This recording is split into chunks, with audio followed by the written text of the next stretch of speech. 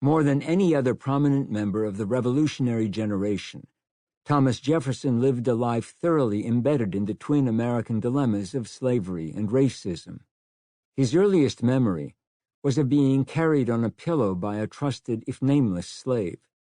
His last semi-conscious words as a dying man, a request to adjust his pillow, were mumbled to Burwell, his black manservant. When he made a formal census of "my family" at Monticello in 1800, he counted 11 free whites and 93 slaves, 2 of whom were his own children.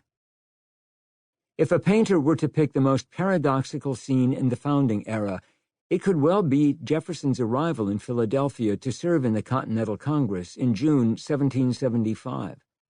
The man soon to draft the most succinct statement about human equality in modern history dismounted from an ornate carriage accompanied by Jesse, Jupiter, and Richard, 3 formally attired slaves.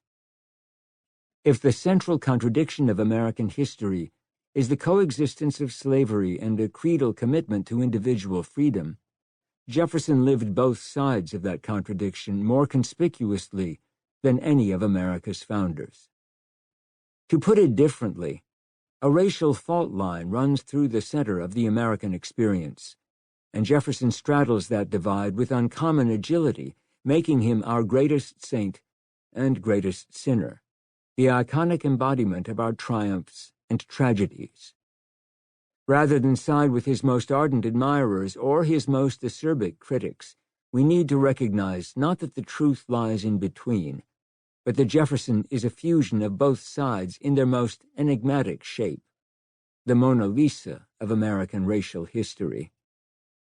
The marble panels that ring the interior of the Jefferson Memorial contain his most lyrical tributes to human freedom and equality. A new panel now needs to be added, containing his seminal statement on our racial identity. Nothing is more certainly written in the Book of Fate than that these people are to be free. Nor is it less certain that the two races, equally free, cannot live in the same government.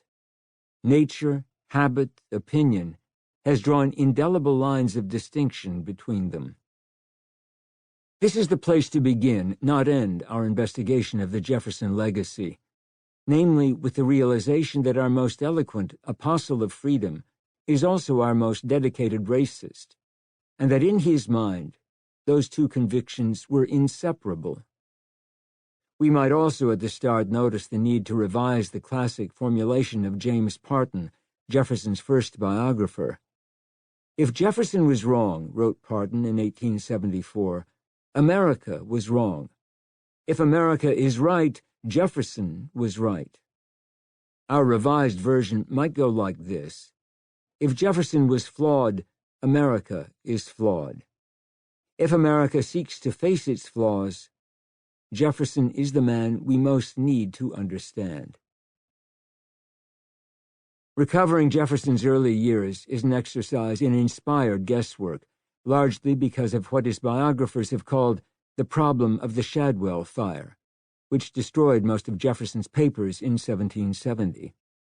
We know that his father, Peter Jefferson, was a moderately successful planter and surveyor who died in 1757, leaving his widow, Jane Randolph Jefferson, an inheritance of 200 hogs, 70 cows, 25 horses, and 60 slaves. That list accurately expressed the unspoken assumption of the Virginia planter class into which Jefferson was born, a world in which slaves were a form of property akin to livestock. His early notebooks, which somehow survived the blaze, are silent on the slavery question, revealing instead a young man whose penmanship shifted dramatically, as if written by different people, searching for his own voice and style. When he went off to the College of William and Mary in 1759, he was accompanied by Jupiter, a young slave who had been a favorite playmate during Jefferson's childhood and who remained his personal servant for the next 33 years. During that time, the record of their relationship is virtually non-existent. Slavery enters the story most conspicuously in 1768, when Jefferson decided to build his own home atop an 867-foot-high mountain in the foothills of the Blue Ridge Range on land he inherited from his father. First named the Hermitage, it was soon christened Monticello, or Little Mountain. It would become his lifetime architectural project and permanent retreat from what he called the woes of this world. A French visitor nicely caught the psychological significance of Monticello. It seems indeed as though, ever since his youth, he had placed his mind, like his house, on a lofty height, whence he might contemplate the universe. Unmentioned, though impossible for a visitor not to notice, were the 52 slaves Jefferson brought with him to Monticello, and who played a major role in building it.